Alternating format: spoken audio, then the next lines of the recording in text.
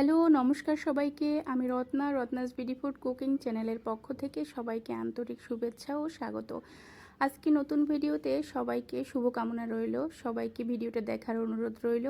যারা আমার নতুন ভিউয়ার্স আছো তারা অবশ্যই চ্যানেলটি সাবস্ক্রাইব করে সাথে থেকো, পাশে থেকো, অল নোটিফিকেশন ক্লিক করে রেখো যাতে সর্বপ্রথমে তুমি তো আমার ভিডিওটা দেখতে পারো।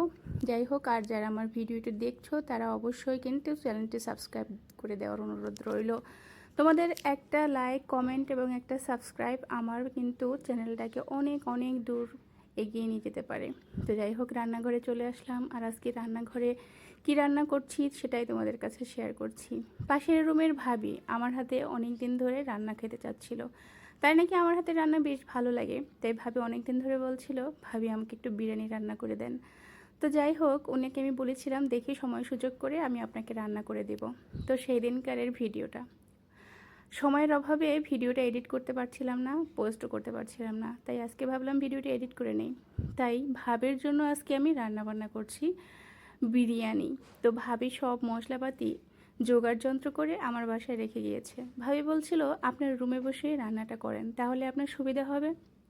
আমি সেই মোতাবেকই আমার রুমে বসে কিন্তু রান্নাটা করে নিলাম। আসলে নিজের ঘরে রান্না করার একটা আলাদাই প্রশান্তি থাকে।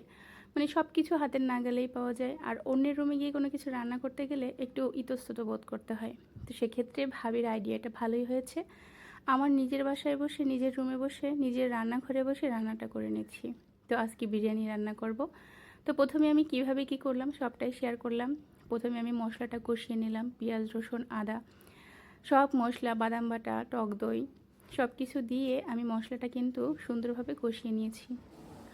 হলুদ গুঁড়ো দেই নেই, শুধু মরিচের গুঁড়ো দিয়েছি, স্বাদ মতো লবণ, চিনি, টক দই দিয়ে ভালো করে মশলাটা কষিয়ে নিচ্ছি।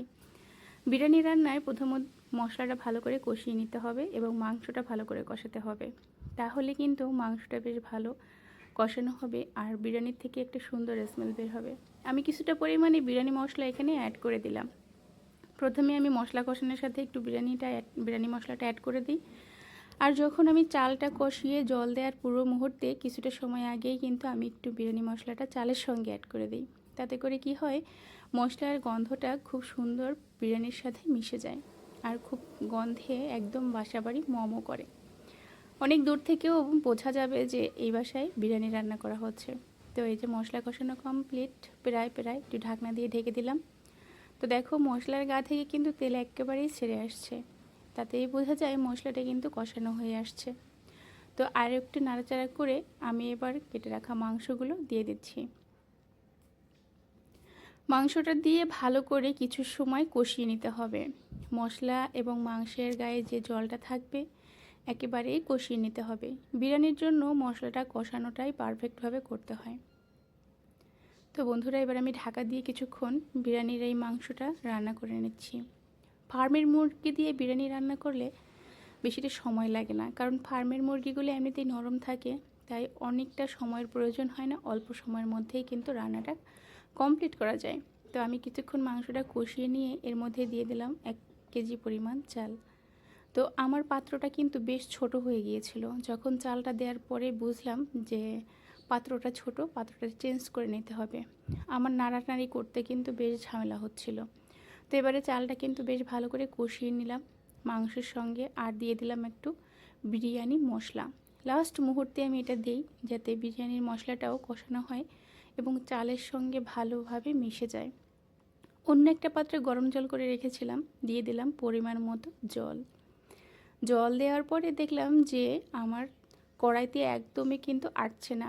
তো সেক্ষেত্রে আবার চিন্তা করলাম অন্য আর একটা কড়াইতে দিয়ে দিতে হবে।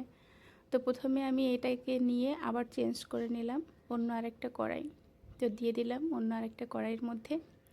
এদিকে হালকা দমে আমি বিরিয়ানিটা ফুটাতে দিচ্ছি। আর আমার জমে থাকা বাসনগুলো সুন্দর করে ধুয়ে ক্লিন করে নিচ্ছি রান্নাঘরটা। আমার একটা বাজে অভ্যাস আছে রান্না করতে করতে আমার রান্নাঘরটা ক্লিন করে নিতে হবে। কিছুক্ষণ পরপরই মোছামুছি এগুলো। লাস্টে একটু বেরেস্তা দিয়ে এবং মিঠা আতর দিয়ে বিরিয়ানিটা সুন্দর করে নাড়াচাড়া করে মিশিয়ে দিচ্ছি। যাই হোক বন্ধুরা, আজকের এই টোটালি বিরিয়ানি রান্নাটা তোমাদের কাছে কেমন লাগলো আর আমার মতো প্রক্রিয়া বা প্রসেসটা তোমাদের কেমন লাগলো অবশ্যই কমেন্ট করে জানিও। আজকের মতো বিদায় নিচ্ছি। সবাই ভালো থেকো, সুস্থ থেকো।